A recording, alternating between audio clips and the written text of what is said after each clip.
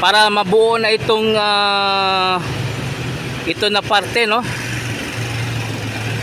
Makukumpleto na itong girder. 8 girder ay papatong, so isa na lang kulang.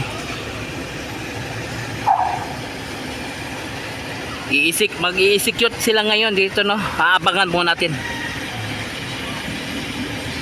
So tingnan nyo ang alignment sa pagpapatungan ng girder. Dito sa kanto talaga, oh. May posting nakaharang, no? So kailangan kaya ito tatanggalin ng double light, no? Para 안녕하세요 여러분, 잘 지냈어요? 먹고 싶어 행복해서 만나서 반갑습니다. Ako po si Christopher Batal. Ngayon po, no, patungo po tayo sa Ulas, sa flyover. Update po tayo. So tingnan po natin kung ano yung sitwasyon, no? So tara, let's go. So update na naman natin itong Ulas flyover, no? Tingnan po natin. Pero sandali lang, meron tayong nakikita po dito. So meron pong building dito ng BYD. Ito po yung nagbebenta ng electronic car. Dito lang po sa may harap ng Davao Memorial Park, no? At katabi lang din ng Davao Global Township. Yan, no? So meron silang bagong building dito, BYD. So nasa modern na tayo, no? Pumapasok talaga tayo sa modern technology. Tulad nito, BYD electronic car. So patungo na pa tayo sa Ulas, no? So tara, let's go. So ito po yung electric car, oh, taxi na modern, no? Green GSM. Grabe yung Davao, no? Modern na talaga yung mga sasakyan, pati yung taxi.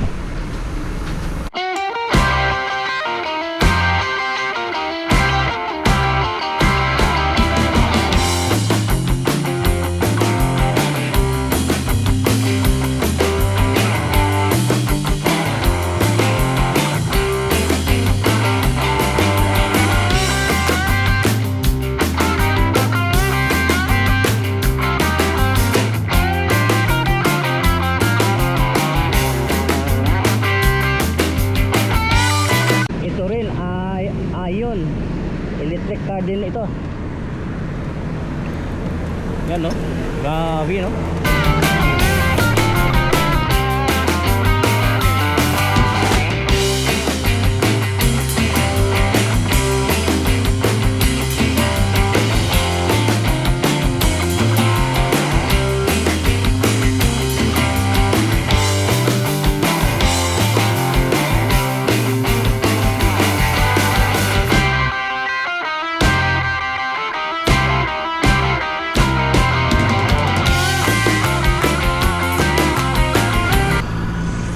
So ito na yung Ulas dito, no, sa kanto, sa may flyover Ulas. Yan, no? At nakikita po natin meron na palang girder. Ito, pinatungan na pala. 7 girder ang pinatong po dito. Dito sa banda, malapit sa kanto Ulas, no? Yan, no? May 7 girder na. Isa na lang kulang. So nakalagay na pala sila dito.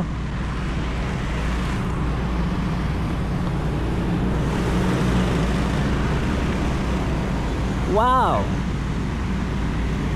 So unti-unti nang nabubuo itong Ulas flyover, no?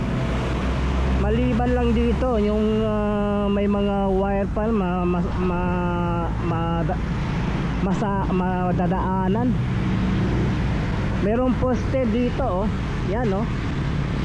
Matatanggal pa ito kasi matatamaan ito sa girder, oh. Pati sa paglagay ng railings, no?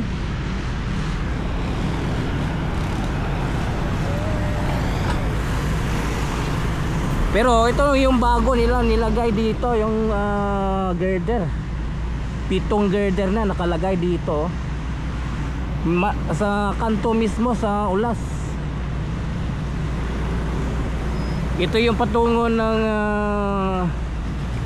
Katulon ng Pequeño, Bukidnon Road.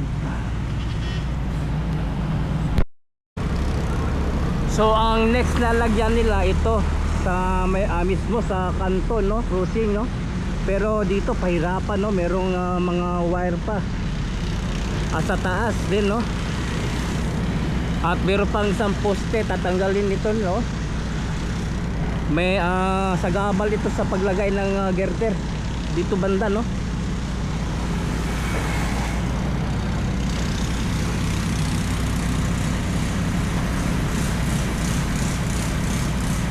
Mukhang lalagyan siguro sila ng sa pang-girder siguro, isikot pa sila. Abangan po natin sa paglagay ng girder. Dito sa last side, no, last side.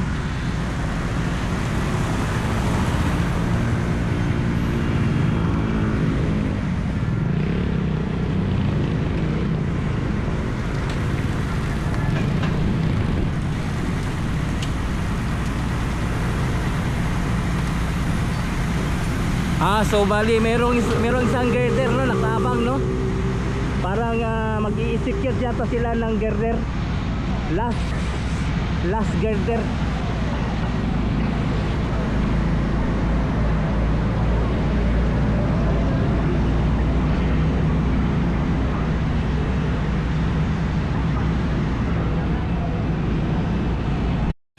So ito yung huling ilalagay nila dito, no, itong girder sa last, para mabuo na itong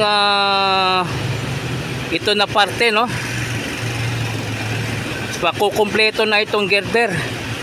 8 girder ay papatong. So isa na lang kulang.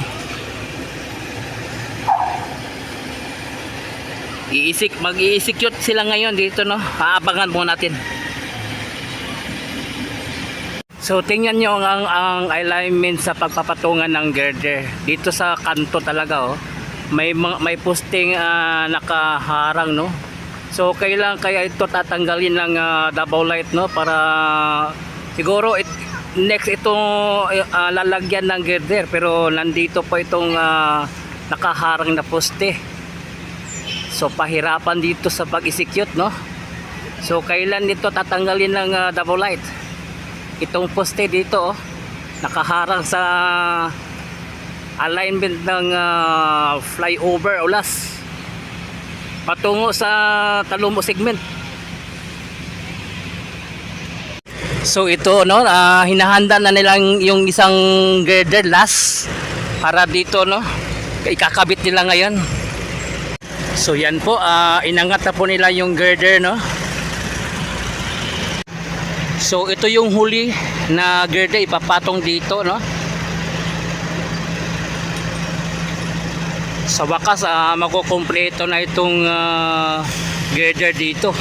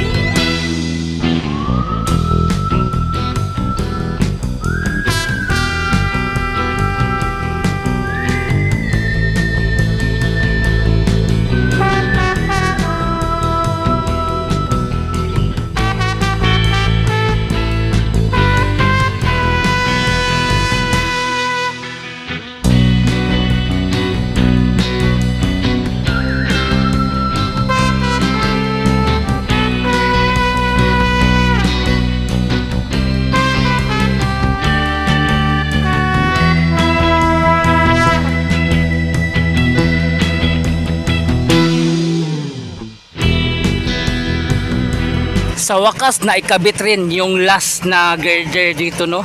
So kumpleto na yung girder, no. So ayos. Okay.